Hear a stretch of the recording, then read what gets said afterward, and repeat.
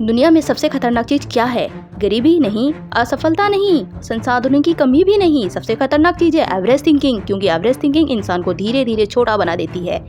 यह आपको कंफर्ट में रखती है लेकिन ग्रोथ से दूर कर देती है। आप नोटिस करेंगे कि दुनिया के ज्यादातर लोग एवरेज लाइफ जीते हैं। Average income, average dreams, average efforts, और फिर वही लोग कहते हैं लाइफ में कुछ बड़ा नहीं हो सकता।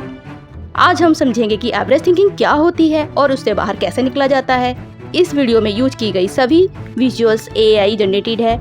यह वीडियो केवल एजुकेशनल मोटिवेशन पर्पज के लिए बनाया गया है। इसका किसी भी रियल पर्सन, इवेंट या सिचुएशन से कोई डायरेक्ट कनेक्शन नहीं है। अगर कहीं सिमिलरिटी लगे तो वह प्योरली कोइंसिडेंस है।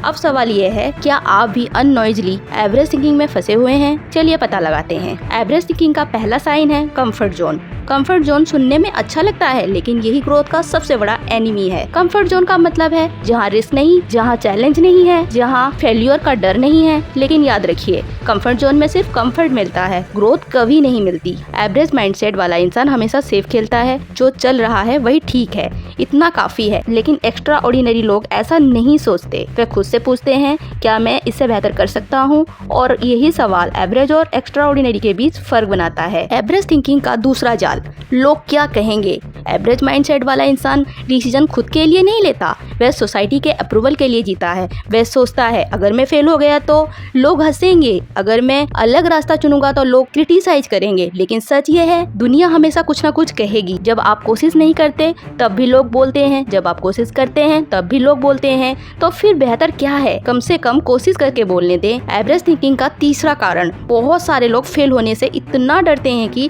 ट्राई ही नहीं करते। यह है एवरेज थिंकिंग की सबसे बड़ी लिमिटेशन है। वे सोचते हैं अगर बिजनेस फेल हो गया तो, अगर एग्जाम क्लियर नहीं हुआ तो, अगर लोग मजाक उड़ाए तो। लेकिन एक बात समझ लीजिए, फेलियर सक्सेस का ऑपोजिट नहीं है, फेलियर सक्सेस का पार्ट है। हर सक्सेसफुल व्यक्ति की स्टोरी में फेलियर्स भरे पड़े होते हैं, लेकिन एवरेज माइंडसेट वाला व्यक्ति फेलियर को एंड मानता है। ग्रोथ माइंडसेट वाला व्यक्ति फेलियर को फीडबैक मानता है। एवरेज थिंकिंग कहती है मैं ऐसा ही हूँ, मैं बदल नहीं सकता। ग्रोथ थिंकिंग कहती है मैं सीख सकता हूँ, मैं इम्प्रूव कर सकता हूँ।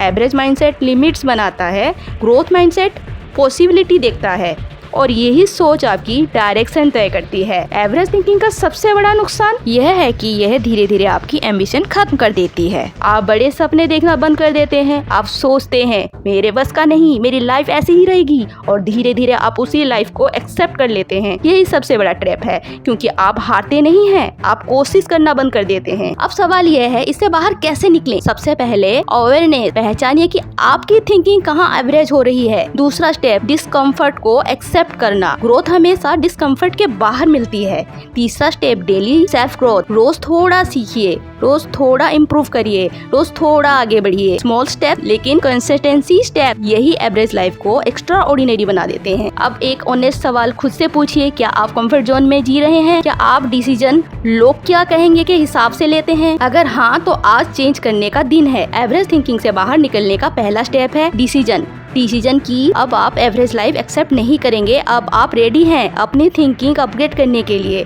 तो कमेंट में लिखिए आई रिजेक्ट एवरेज। वीडियो को लाइक करिए ताकि ये मैसेज और लोगों तक पहुंचे। चैनल को सब्सक्राइब करिए, क्योंकि ये सिर्फ शुरुआत है। अगले वीडियो में हम बात करेंगे सेल्फ डाउट को खत्म कैसे करें। और याद रखिए, the unbreakable mindset formula he success का हिडन कोड है।